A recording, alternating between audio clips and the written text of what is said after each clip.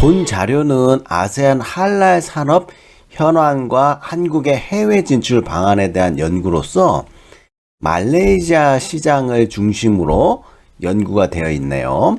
근데 이 자료는 어떤 통계적인 기법이나 뭐 이런 어려운 내용을 담고 있지 않아서 학부생들이라든지 경영대학원 그리고 석사생들도 어렵지 않게 볼 수 있는 논문이다 이렇게 말씀을 드리고요. 손승표 교수님께서 만드신 자료인데 무역금융보험연구에 2021년 10월에 게재된 자료를 중심으로 설명을 드리는데요. 우리 학교 경영 컨설팅 협동과정에 양인석 선생님께서 썸머리한 자료를 제가 좀 더 편집해가지고 여러분들한테 핵심 위주로 설명을 드리도록 하겠습니다. 여기 저자이신 손승표 교수님께서는 논문도 많이 쓰시고 학회 활동도 많이 하시고 대외 활동 이런 것들도 굉장히 많이 하시는 굉장히 훌륭하신 분인데요. 아세안 할랄 산업에 관련돼 가지고 우리가 쉽고 이해하기 편하게 논문을 써 주셔 가지고 학생들에게 큰 도움이 되는 자료라고 생각이 되고요. 우리 컨설팅 협동 과정에 양인석 선생님께서는 CJ에 근무하시면서 연세도 좀 있으시지만은 열심히 하셔갖고 지금 박사과정 본인의 이제 자기개발이라든지 이런 것들을 통해 가지고 엄청 열심히 사시는 훌륭한 분이시다 이렇게 말씀을 드리면서 넘어가도록 할게요. 우선 제목만 보더라도 아세안 지역 그러니까 무슬림들이 할랄 산업이 어떻게 현황이 되는지 먼저 2차 자료, 각종 자료를 중심으로 현황을 파악하고 한국이 해외에 진출하는 방안에 대해서 도출을 해갖고 설명을 하고 있어요. 부제목을 보니 아세안 10개국이 여러 개가 있는데 그 중에서도 말레이시아 시장 진출을 어떻게 할 것인지 말레이시아를 대상으로 했으니까 우리가 이 말레이시아뿐만 아니라 아세안 10개 국가들은 아세안 지역에 있다고 하지만 각 국가별로 인구수라든지 사회, 문화, 정치, 종교, 뭐 지리적 특성, 그 다음에 사회적 환경 이런 것들이 매우 상이하기 때문에 이 국가별로 해외 진출 방안을 따로따로 연구하는 확장된 자료를 만드는 것도 굉장히 의미 있는 향후 연구 보고서가 될 수 있을 것이다 이렇게 저는 생각을 하고 있고요. 자, 그러면은 이제 목차를 좀 보시면은 인덱스 그래서 컨텐츠라고도 하는데 1장에서는 인트로덕션 서론에 대해서 말씀드리고 2장에서는 아세안 할랄 산업의 현황에 대해서 설명을 드리고 3장에서는 말레이시아 할랄 시장에 대한 분석 그리고 한국이 말레이시아 시장에 진입하기 위한 여러 가지 방법에 대해서 찾는 것을 4장에서 설명을 하고요. 5장에서는 요약하고 결론 그리고 참고 문헌에 대해서 향후에 제시하는 논문을 썼는데 왜 이게 갑자기 영어로 돼 있냐? 이 학술지는 제목은 영어로 써야 된다는 이제 규정이 있어가지고 영어로 쓰고 있어요.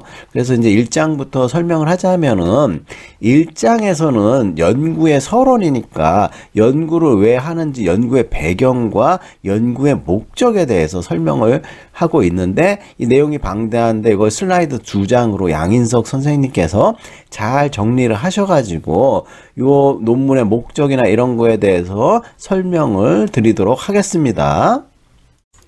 본 연구는 경제적, 정치적 측면에서 말레이시아 경제 개황과 할랄의 산업적, 문화적 효과를 분석하고 향후 한국의 진출 가능성 분야에 대한 전략적인 제언을 하는 것이 주 목적으로 할랄의 의미를 보자면 허용된 것이라는 의미를 가지고 있고 이슬람 율법 샤리아에 부합한 모든 음식, 채소, 곡류 등의 인정받은 식물성 음식과 어류 등 해산물, 특히 육류 중 닭, 소 등 적합하게 그 생산된 제품을 우리가 할랄이라고 부르는데, 반대 개념으로 술과 돼지고기 등 무슬림에게 금지된 음식을 하람이라고 이렇게 부르고 있네요.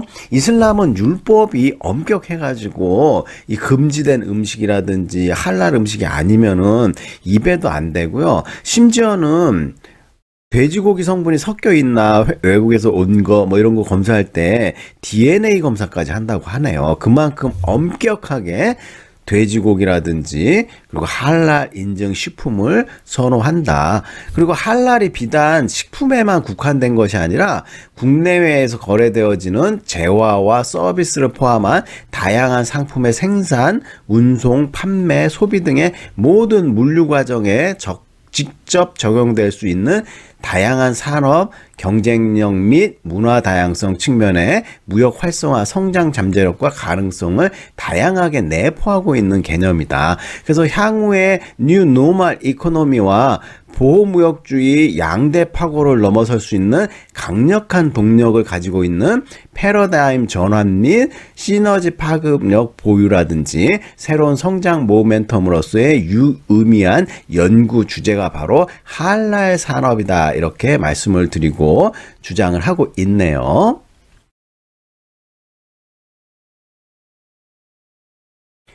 아세안 할랄 시장에서의 강자인 말레이시아에 대한 연구는 할랄 중심으로 개념, 성공 사례, 수출 가능성 분석 및 향후 진출 유망 분야 제안 등 내용을 중점적으로 연구해서 다양한 국제 자료와 국내 산업군 및 제품 구매, 무역 성과 창출을 극대화할 수 있는 성과 분석을 통해 향후 해당 연구 결과를 국내 기업들에 소개하고 실질적인 성과를 창출하는 게 본 연구의 목적이고, 말레이시아 정부의 주요 정책 및 변화를 경제 발전의 역사적 배경과 함께 IT 산업 분야의 투자 환경 분야를 조망해서 향후 말레이시아 정부가 아세안 지역 내외 영향력 강화를 위한 주력 산업 육성 정책에 중점을 두어 연구를 할 수 있는 계기를 제공하고요.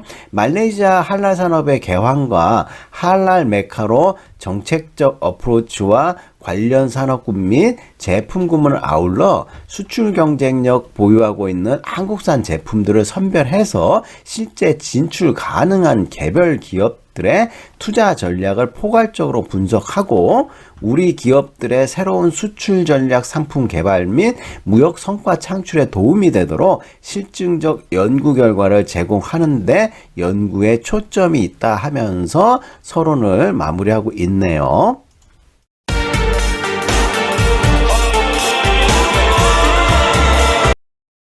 자, 2장에서는 할랄 아세안 지역 산업의 현황을 보자면은 식품, 패션, 관광, 의약품, 화장품, 기타 해가지고 할랄 산업의 글로벌 규모 및 소비 규모에 대한 전망 이런 것들을 나타내는 지표를 활용하고 있는데, 글로벌 이슬라믹 레포트라는 자료를 활용해 갖고 포함을 하고 있는데, 할랄 산업 규모를 금융 부분을 포함할 경우에 요약해서 2024년에 5조 7천억 달러, 어마어마하죠.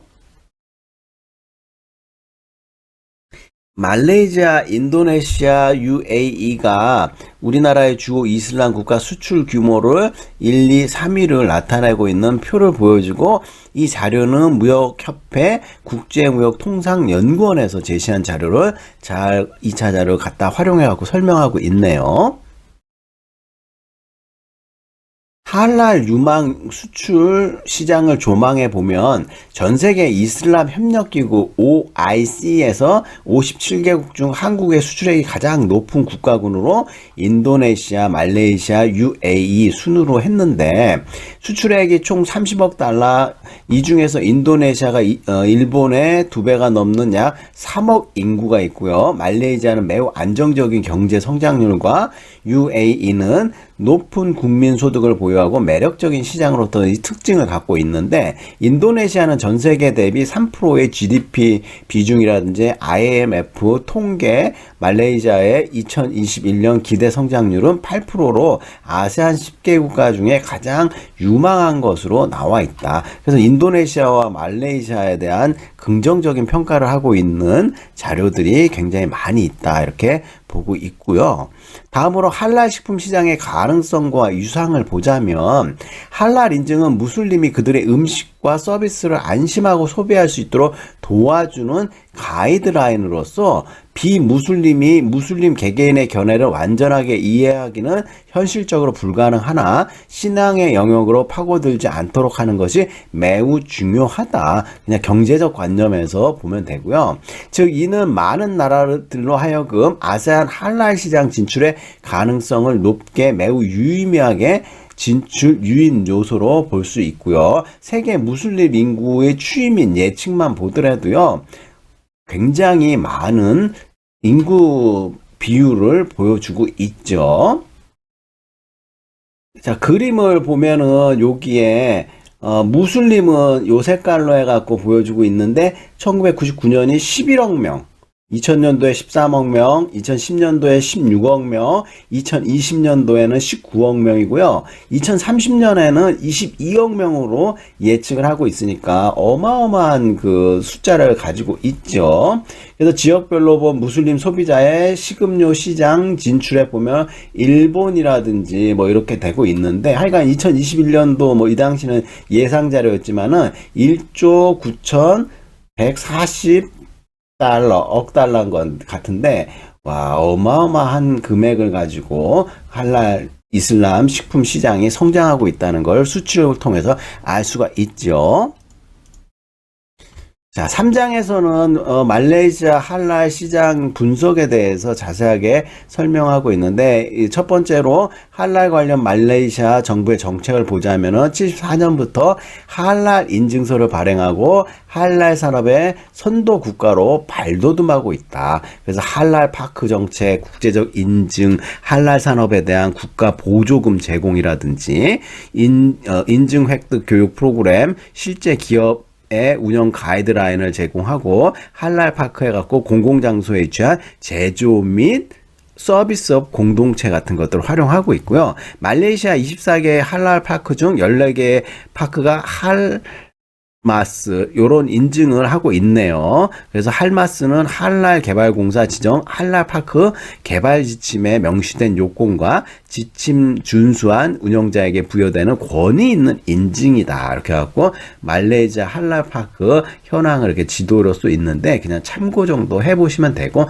총 24개가 있다고 이렇게 나와 있네요. 이 자료는 한국농수산식품유통공사에서 만든 정책조사 보고서 자료를 활용을 했네요. 자, 25분 분량 영상인데요. 지금 13분 좀 넘었으니까 앞으로 12분 동안 부지런히 설명을 드리도록 하겠습니다.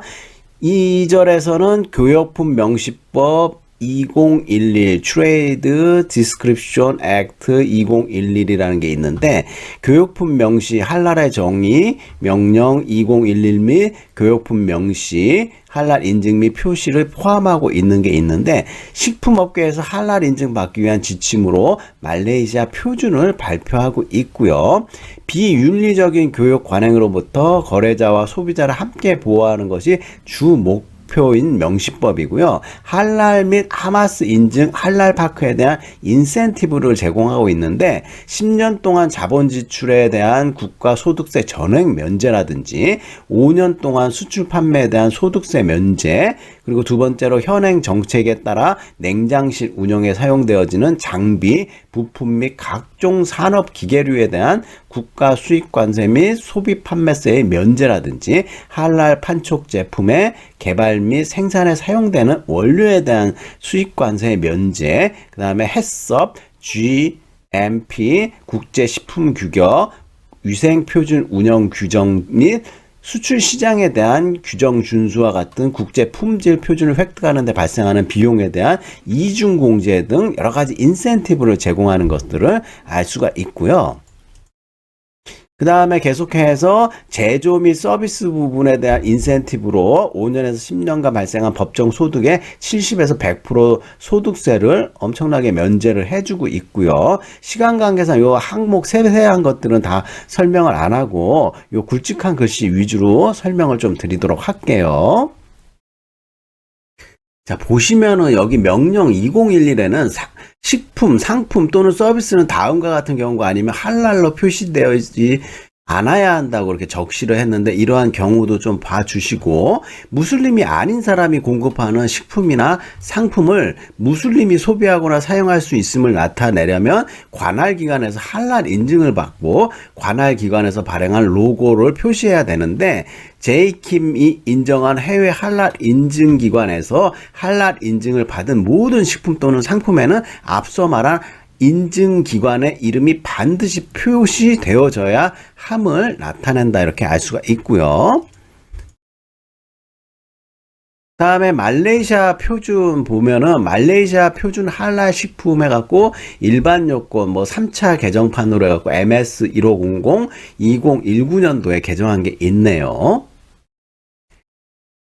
할랄 표준산업 표준위원회의 권한으로 할랄 식품 및 이슬람 소비재 기술위원회가 개발을 했는데, 말레이시아 표준 개정 및 갱신 관련된 내용들이 쭉 나와 있으니까 이 표는 이 보고서에서 나온 자료를 활용했는데, 이 업계에 종사하는 사람들은 이 표나 관련 변경의 갱신 등을 꼭 꼼꼼히 확인해 볼 필요가 있고, 우리는 이런 게 있다 정도만 알아두시면 될 것 같네요. 다음으로 4장에서 한국이 말레이시아에 진출하기 위한 여러 가지 방법들에 대해서 탐색을 하는 내용을 제시하고 있는데, 수출의 할랄 인증과 말레이시아 시장 분석을 한 1절에서는 한국 국내에는 할랄이나 할랄 인증 마크를 표시하는 것에 대한 공식적인 규정이 없는 것이 사실이고, 통일된 할랄 인증표 단체와 기준이 없으며 단체마다 기준과 인증 대상들이 다르다, 이렇게 조사가 되어 있고요. 말레이시아는 아래와 같은 시장 상황임을 사전에 확인하고 정치와 경제보다는 종교와 문화 친화적인 부분에서 보다 정교한 진출 전략 수립이 필요하고요.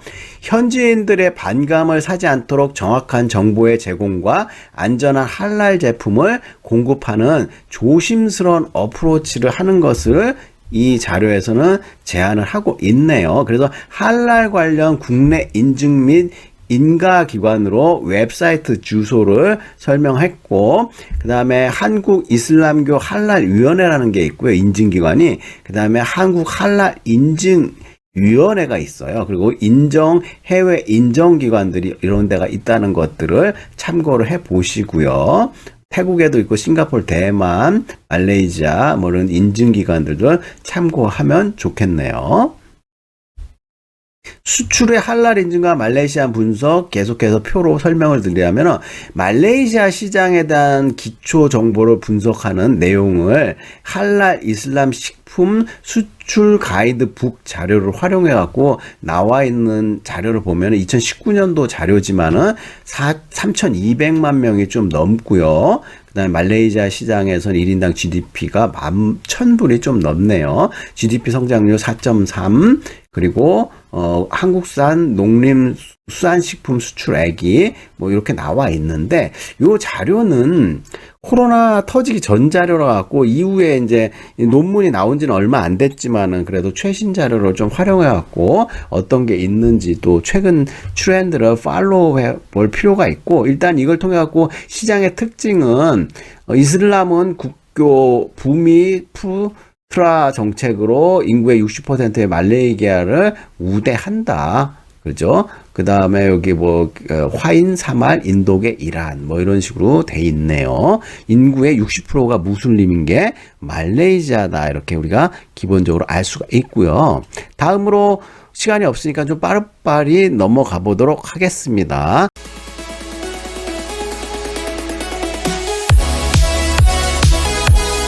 말레이시아 식품 시장으로 수출 검토에 대한 포인트를 파란 글씨 위주로 설명을 드리자면은 말레이시아 식품법과 식품 규정 준수를 필요한다. 푸드 액트 1983 모든 적법한 할랄 제품 반드시 JA-킴에서 규정한 할랄 인증받은 경우만 정식 유통이 가능하고요. 할랄 제품이라고 로고 표지가 가능한데 JA-킴은 인증 한국 이슬람교 중앙회를 통해 인증 절차 수행이 필요하다. 그리고 해당 제품 전량 압수 및 폐기 처분과 말레이시아 국내법으로 법적 조치를 받게 되므로 여러 가지 할랄 인증에 관련돼 가지고 사설 할랄들을 잘못 인용할 때는 이런 큰 문제가 생긴다는 걸 미리 알아두셔야 되고요. 전통적으로 말레이시아 수산물 소비 대국인데 연간 1인당 60kg 세계 5위의 수산물을 소비한다고 나와 있네요. 가구당 수산물 소비는 전통적인 할랄의 영향으로 다른 육류, 가금류, 식품에 비해 매우 높은 수준이고요. 주요 소비 수산물 품종은 고등어, 새우, 오징어, 메기 종류를 주로 수입을 하고 있고 대구와 연어 등 상대적 고가의 해외 수산물 소비 또한 지속적으로 증가하고 있다. 2019년 기준 통계에 의하면 우리나라가 이슬람 국가로 수출한 전체 수산물 규모는 수산물 수출액의 2% 규모고요. 향후 수출 거점으로서 높은 소득 수준, 도시화 진행 속도, 지리적 여건 및 문화적인 다양성 측면에서 수산물 가공 식품군의 수출 전진기지로서 말레이시아 시장이 굉장히 중요할 것으로 보고 있네요. 특별히 이 자료에서는 라면에 대해서 설명을 하고 있는데 라면이 전 세계적으로 13억 개 이상 팔려갖고 소비되고 있는데 한국산 라면 제품들도 상기와 같은 말레이시아 시장의 선호 트렌드에 맞추어 현지 맞춤형, 향, 맛, 가미한 다양한 제품으로 현지 공략이 필요하고요. 예를 들어 불닭볶음면, 신라면에 대박라면 뭐 이런 거 전부 다 할랄 인증 받아야 되는 제품들이고요. 말레이시아 시장 전체 라면 식품 시장에서 한국 시장 점유율이 1.2%에서 급성장을 해가지고 10% 상승하는 증가 추세를 보였었고 과거에 그다음 JA-킴 할랄 인증 취득 하여 선제적으로 글로벌 무슬림 소비 시장을 중심으로 사업 영역을 다각화할 필요가 있고요. 최근 말레이시아 맞춤형 삼양 80g의 80주의 제품을 출시, 쿠알라룸푸르뿐만 아니라 지역 거점 도시로 판매를 확대하는 등 여러 가지 이제 제품들을 확장해 나가고 있는 것들을 보여주고 있고요. 다음으로 KMF 인증 절차 그림을 하나 넣어놨는데 할랄 이슬람 식품 수출 가이드 북의 자료를 활용해 갖고 보여주고 있는데 KMF 인증 절차 프로세스에 대해서 이렇게 우리가 알 수가 있는 도표를 참고를 해 보고요. 여러분들 필요한 할랄 인증 받을 때는 이러한 정보라든지 논문이라든지 자료를 통해 가지고 이런 프로세스를 통해 갖고 KMF 인증 절차가 완성이 된다는 것들을 확인해 보고 실제로 여러분들이 수출을 하거나 식료품에 대해서 할랄 인증을 받을 때 이런 것들을 활용해 보시면 엄청나게 큰 도움이 될 것이다. 이렇게 생각을 하고 있어요.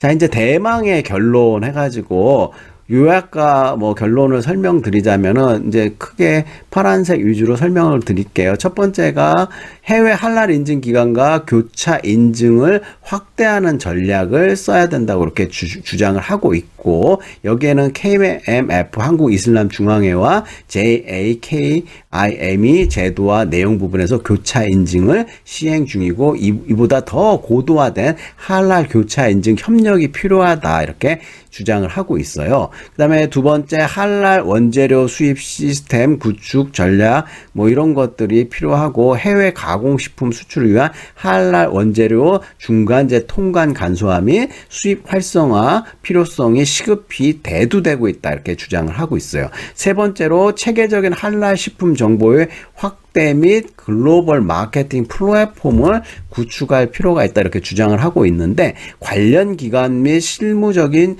유기적인 협력을 통한 할랄 종합 정보 포털 사이트의 통합 구축 등의 사업 협력 국내외 기업 및 기관들의 다양한 할랄 정보 수요를 충족시켜야 한다 이렇게 주장을 하고 있네요. 자, 마지막으로 할랄 식품 클러스터를 조성하는 전략을 제시했는데, 할랄 식품의 공급은 국내보다는 해외에 있는 무슬림 소비자를 주요 대상으로 하는 수요가 훨씬 규모 면에서 전략적으로 접근할 필요가 있다, 이렇게 주장을 하고 있고, 이러한 클러스터 조성을 위해서 노력을 해야 되고, PPP, Public Private Partnership, 정부 간 협력을 통한 형태의 한국 할랄 식품 중심의 산업단지 조성과 아울러 할랄 인증 취득 간소화 정책 지원 및 대외 특별경제구역의 준하는 인센티브 지원 제도 및 활성화 정책의 지속적인 실행이 필요하다. 그래서 이제 시간 관계상 이런 것들은 앞에 다 설명을 드렸고, 여기 요약인데, 여러분 원문도 찾아가지고 좀 읽어보시면서 이해를 하시면 훨씬 더 큰 도움이 될 것이라고 생각을 하고 있어요. 자, 수고 많으셨습니다.